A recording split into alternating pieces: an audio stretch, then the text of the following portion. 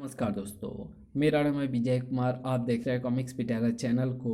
तो चलिए दोस्तों, हम लोग कॉमिक्स पढ़ रहे थे 400 बुद्धि, जो कि बाकेलाल की कॉमिक्स है। इसका पहला पार्ट मैंने अपने चैनल पर अपलोड कर दिया है। पहले पार्ट में मैंने इस कॉमिक्स को 25 पेज तक कवर कर दिया था। अब इस पार्ट में इसके आगे कहानी को शुरू करते हैं। किंतु जैसे विक्रम सिंह रथ पर सवार होने लगे, हिन, अरे ये रथ के घोड़ों को क्या हुआ? ये अचानक बिदकने क्यों लगे? देखते ही देखते रथ के दोनों घोड़े दो मुँहे दैत्य में परिवर्तित हो गए। ये तो रथ के घोड़ों के स्थान पर कोई भयंकर दैत्य जुटा था। ये घोड़ दैत्य कहाँ से आ मरा? मैं हूँ आगे मुंह पीछे से पूंछ दैत्य। वो तो सभी पशुओं का मुंह आगे और पूंछ पीछे ही होती है। तुझमें क्या अनोखा है कमबख्त? मुझ में अनोखा ये है कि मैं उन लोगों के राजा को खाता हूँ जिनका मुंह ऊपर और टांगें नीचे होती है। अरे वो तो सभी मानव के राजा ऐसे ही होते हैं। इसमें अनोखा क्या है? इसमें अनोखा ये है कि जब मैं राजा को खाता हूँ तो उसको सिर के बालों से लेकर पाँव की एड़ी तक खा जाता हूँ। आक्रमण! वो तो मैं करूँगा। तड़ाक! उफ! ये क्या हो रहा है? पर जो भी हो रहा है अच्छा हो रहा है, क्योंकि शैतान बलि की लंबी प्रक्रिया वाले कार्य को ये चुटकियों में कर डालेगा। सैनिकों को पीछे खदेड़ने के बाद दैत्य राजा विक्रम सिंह पर झपटा। तड़ाक! वो मारा। अब नहीं बचने का मोटा। लेकिन ये क्या? भिन्न भिन्न, ये भयानक शोर कैसा मच रहा है? ये तो खुरापाती कीड़े खाजम है। हजारों कीड़ों की फौज दैत्य के शरीर से चिपक गई। ये तो मुझे ही अपना आहार बनाने को आए हैं, मगर मुझसे क्या भूल हो गई? मैं कान खाऊंगा, मैं पेट, मैं आँख खाऊंगा, मैं नाक खाऊंगा। पहले साफ कर लियो, मैं होंठ खाऊंगा। कीड़े दैत्य को चटकर उड़ गए। वाह, क्या स्वाद था! कान लाजवाब था, आँख भी, नाक भी, होंठ भी, पेट भी, और मुझे जो मिल गया वही। ए की हुन पयाए। कीड़े ने आकर बने बनाए खेल का क्रियाक्रम कर दिया। गुर्र। शैतान बलि प्रसन्न था। उफ! शुक्र है कमबख्त आगे से मुंह पीछे से पूंछ मारा गया, अन्यथा बाकेलाल की राजा को अपवित्र करने की सारी चेष्टाएं एवं मेरी सारी उम्मीदों पर कुठारघात हो जाता। महाराज, ये जो कुछ भी हुआ आपके भले के लिए हुआ। शायद स्नान के पुण्य की शक्ति ने आपके प्राण बचा लिए, अन्यथा उस घोड़ दैत्य ने तो कोई कसर नहीं छोड़ी थी। बाकेलाल, यदि आज तुमने मुझसे स्नान की प्रक्रियाएं पूर्ण न करवाई होती तो शायद घोड़ दैत्य मुझे खा जाता। महाराज, यदि ऐसी नौबत आती तो मैं राक्षस से कहता कि मुझे छोड़कर आपको खा जाए। परंतु बाकेलाल, दैत्य तो मुझे खाने वाला था। ओ हाँ, मेरे कहने का तात्पर्य था कि मैं दैत्य से कहता कि आपको छोड़कर मुझे खा जाए। महाराज, हमने दूसरे घोड़े रथ में लगा दिए हैं। बांकेलाल, रानी तो मायके गई हुई है, अन्यथा और भी आनंद आता, किंतु पौष पूर्णिमा का स्नान करके तन के साथ साथ मन भी प्रफुल्लित हो उठा। मेरा भी महाराज, और मेरा केवल मन, क्योंकि तन तो अभी प्रसन्न होना बाकी है, और वो तब होगा जब मैं राजा विक्रम सिंह पर सवारी गांठूंगा। मौनी अमावस्या का स्नान आज था। इस बार का स्नान पवित्र सरोवर में होगा। शैतान बलि, मौनी अमावस्या का स्नान मौन रहकर करना होता है। यदि स्नान के मध्य कोई बोल उठता है तो उसके स्नान का प्रभाव तुरंत जाता रहता है। समस्या ये है महाराज कि आपका मौन किस प्रकार से तोड़ेंगे। हाँ, यदि कोई स्नान के समय आकर महाराज से आकर कहे कि बांके शैतान बलि को सारी बात बताता चला गया।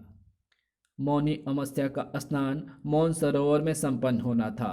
सदियों से विशालगढ़ की परंपरा रही है कि मौन सरोवर में केवल विशालगढ़ का राजा ही स्नान करेगा और वो स्नान के पूरे समय मौन ही रहेगा। राजा विक्रम सिंह मौन व्रत धारण कर सरोवर में उतर गया। अगर योजना अनुसार काम हो गया तो मुच्छर इस स्नान के पश्चात भी पवित्र नहीं हो पाएगा। तभी महाराज, आपकी पत्नी रानी स्वर्णलता का देहांत हो गया है। क्या? नहीं, ये नहीं हो सकता। वो मारा, काम बन गया। मोटे राजा ने अपना मौन भंग कर दिया। दूत, तुम जाओ। जो आ गया बाकेलाल। ऐसा दुखदाई समाचार सुनकर राजा ने किनारे की ओर अभी अपना कदम बढ़ाया ही था कि छपाक छप छप, मैं हूं मौन केतु। मौन केतु? ये मौन केतु कहाँ से आ मरा? हाँ, मैं मौन भंग करने वाले को हमेशा के लिए मौन कर देता हूँ। किंतु मैंने दुखी होकर मौन भंग किया है। मेरी पत्नी मर गई है। पत्नी मर गई तो इसमें दुखी होने की बात क्या है? मेरी पत्नी मरी थी तो मैं तो बहुत खुश हुआ था। मैंने घी के चिराग जलाए थे, मिठाई बंटवाई थी, ढोल नगाड़े बजवाए थे। मेरी पत्नी बहुत बकबक करती थी, हर वक्त मेरे कानों में दर्द रहता था, लेकिन मुझे उसकी बकबक की आदत पड़ गई थी। फिर जब वो मर गई तो मुझे बकबक से नफरत हो गई और मैं मौन धारण करके इस मौन सरोवर में आ बैठा, क्योंकि यहाँ पर जो भी आता था वो मौन धारण करके ही आता था। किंतु आज तुमने मौन तोड़ा है राजा। अब मैं तुम्हारे होठों पर अपनी उंगलियों से टपकता ये चेपू द्रव्य लगाकर उन्हें हमेशा के लिए चिपका दूंगा। फिर तुम कभी नहीं बोल पाओगे। बांकेलाल ने पत्थर उठाकर दैत्य पर खींच मारा। महाराज, अब घबराए नहीं, मैं इस दैत्य को पत्थर से मार भगाता हूँ। मैं क्या मारूंगा? मारेगा? मैं क्या मारूंगा? मारेगा तो दैत्य। बाकेलाल जी, ये तो कंकर है, कम से कम पत्थर उठाकर तो मारो। सैनिकों ने दैत्य पर पत्थरों की वर्षा कर दी। मुझ पर कंकर पत्थरों का असर नहीं होता। ये टपकाई मैंने तेरे होठों पर चेपू द्रव्य की बूंद। और तभी लानत, लानत, लानत। ओह, ये तो लानत नाम का पक्षी है। इसको तो तभी आना था जब मेरा अंतिम समय आया हो। लानत दैत्य को उठाकर उड़ गया। कोई भी लानती प्राणी लानत से नहीं बच सकता। बचाओ महाराज, आप तुरंत सरोवर से बाहर आ जाएं। रानी का देहांत हो गया। 40 बरस बाद आने वाले मेरे बुढ़ापे पर भी रानी को तरस ना आया, जो मुझे अकेला छोड़कर चली गई। कमबख्त, डूब कर ही मर जाता तो कोई चिकना पत्थर या काई नहीं है क्या इस सरोवर में? घुर्र। बाकेलाल, हूँ नपादक की होऊंगा। महाराज, आप व्यर्थ में चिंतित मत हो। तख्ती पर लिखा समाचार झूठ था। मोटे का मौन व्रत भंग करवा कर मेरा काम खत्म हो गया। अब इसको हकीकत बताने में कोई हानि नहीं है। बाकेलाल ने समाचार वाली तख्ती उठाकर दिखाई। ये तुम क्या कह रहे हो बाकेलाल? जी हाँ महाराज, क्योंकि इस पर राजमुहर तो लगी ही नहीं है। हमारे किसी शत्रु ने हमारे साथ उपहास किया है। अरे हाँ, इस पर तो राजकीय मोहर तो है ही नहीं। राजकीय मोहर तो नहीं है मुच्छर केतु, परंतु तेरा मौन व्रत भंग होने और स्नान का पुण्य खत्म होने से तेरे संकटों के आने का मार्ग और भी अधिक प्रशस्त हो गया है। पीछे पीछे प्रसन्न मुद्रा में शैतान बलि भी उड़ा चला आ रहा था। समाचार की तख्ती लेकर मैं ही गया था। बाकेलाल ने ठीक ही कहा था कि ऐसा समाचार सुनकर राजा चुप नहीं रह पाएगा, क्योंकि सांसारिक प्राणियों में वियोग का दुख सबसे बड़ा माना गया है। बाकेला की योजना दिन ब दिन परवान चढ़ रही थी। अगली स्नान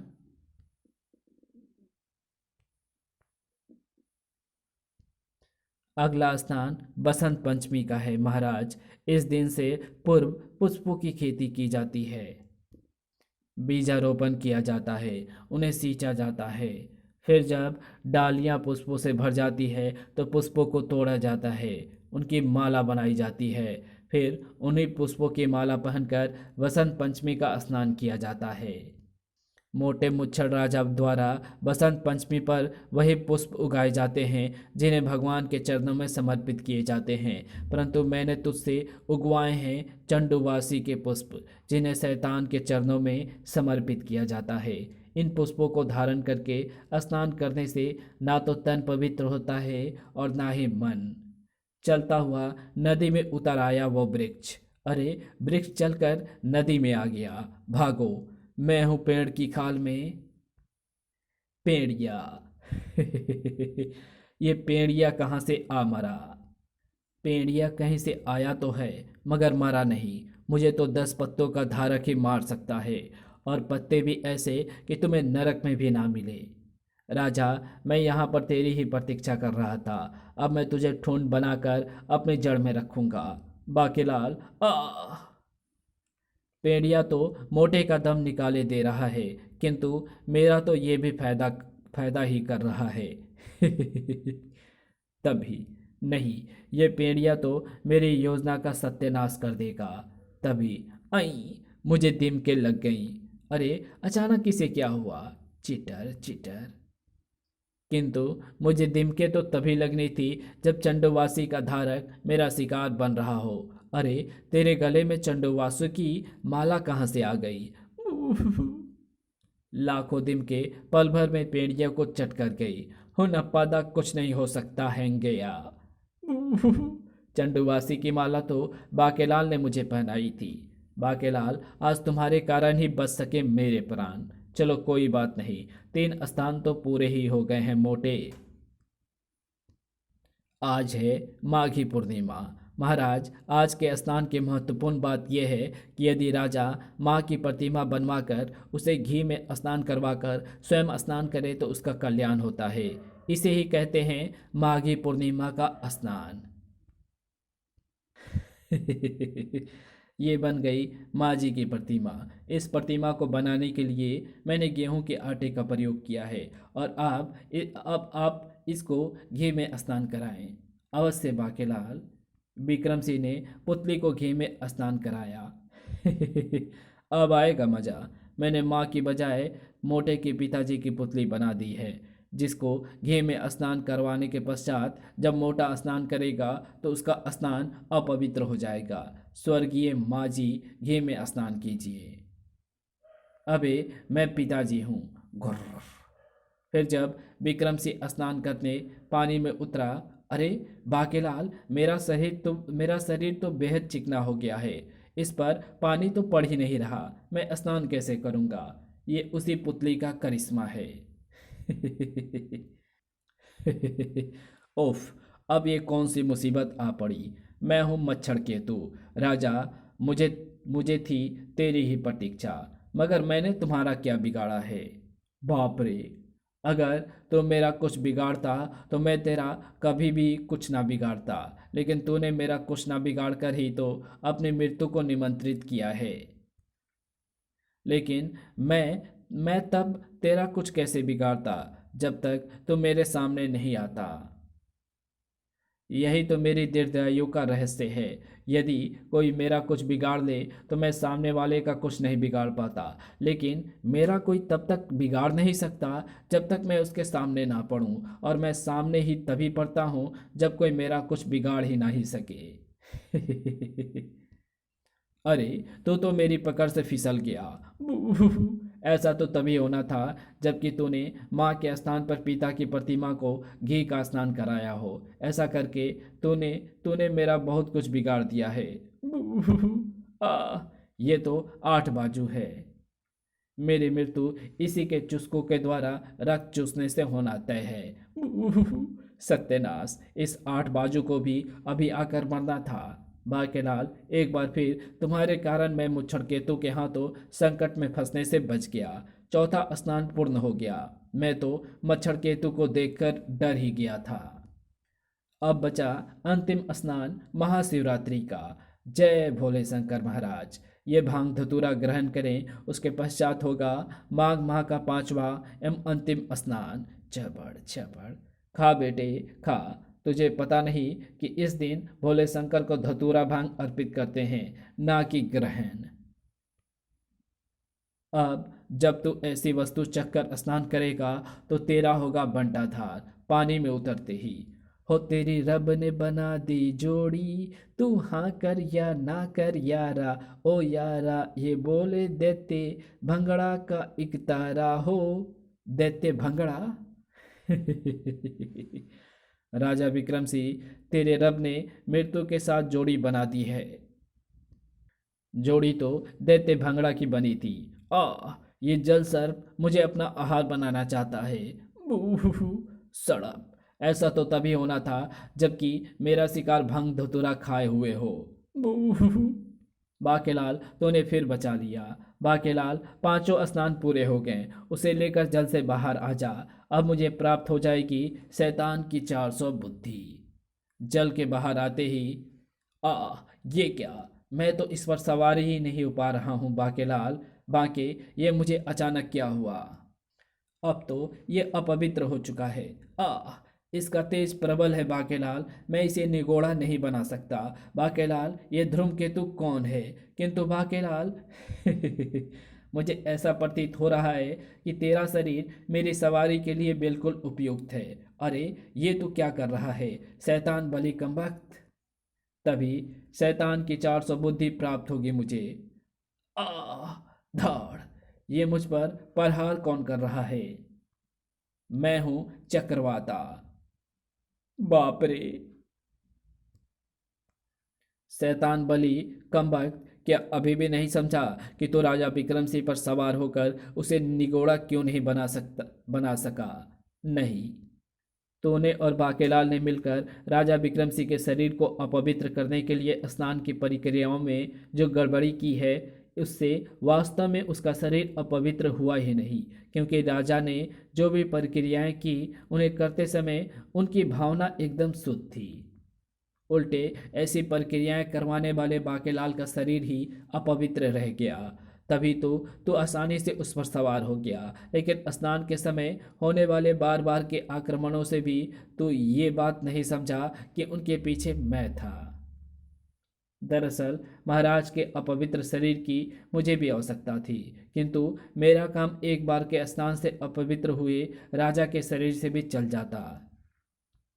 मैं ये रहस्य समझ ही नहीं सका कि वास्तव में अपवित्र राजा का नहीं बल्कि बाकेलाल का शरीर हो रहा है। इसी चक्कर में मेरे 5 महाशक्तिशाली दैत्य साथी मारे गए, क्योंकि उन्होंने एक पवित्र शरीर पर आक्रमण किया था।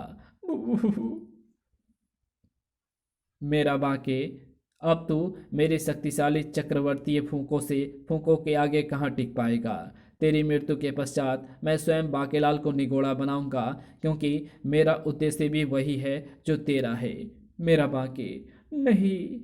देखते ही देखते बाकेलाल बन गया निगोड़ा। चल मेरे निगोड़े, टिक टिक टिक। अरे बाकेलाल को ये क्या हो गया?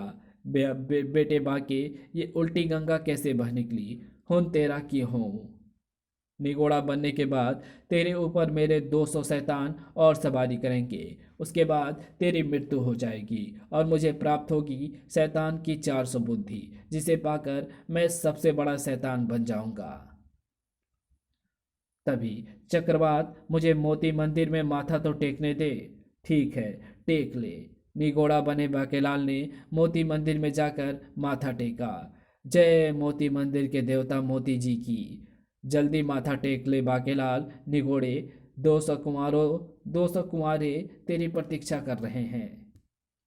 और तभी, अरे ये क्या, मैं तेरे कान में समाता जा रहा हूँ निगोड़ा बाकेलाल। आ देखते ही देखते चक्रवात समा गया बाकेलाल के कान में और बाकेलाल लौट आया अपने असली रूप में। मैं ठीक हो गया।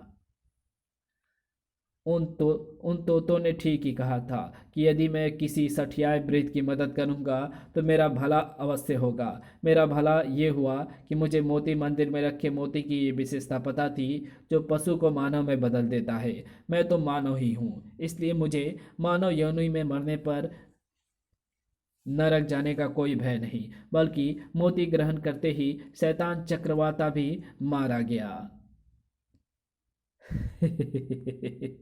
फिर बाकेलाल, तुम ठीक हो ना? आज तुमने मेरी ही नहीं पूरे संसार की रक्षा की है, अन्यथा वो दोनों शैतान ना जाने क्या क्या करते हैं। बेड़ा गर्क। इसी के साथ ये कॉमिक्स यहीं समाप्त होती है। तो आपको ये वीडियो कैसी लगी? अगर आपको ये वीडियो पसंद आई हो तो इस वीडियो को लाइक शेयर कमेंट ज़रूर कर देना। चैनल पे नए हो तो चैनल को सब्सक्राइब कर ऑल नोटिफिकेशन को सेलेक्ट ज़रूर कर देना। तो मिलते हैं आपसे किसी और नए कॉमिक्स में, तब तक के लिए बाय। तो चलिए इस कॉमिक्स के कुछ एडवर्टाइजिंग को हम देख लेते हैं। इस बार मेरे हाथ लगा है तुरुप का पत्ता, ये ईंट, इससे बनता है एक महल। उस महल में प्रवेश करते ही महल गायब हो जाता है और रह जाती है वही एक ईंट। अब हमेशा के लिए इस महल में मैं भेजूंगा राजा विक्रम सिंह को, जो है एक ईंट का महल। अब क्या होगा ये जानने के लिए अवश्य पढ़ें राज कॉमिक्स में हास्य सम्राट बाकेलाल का हास्य कॉमिक विशेषांक।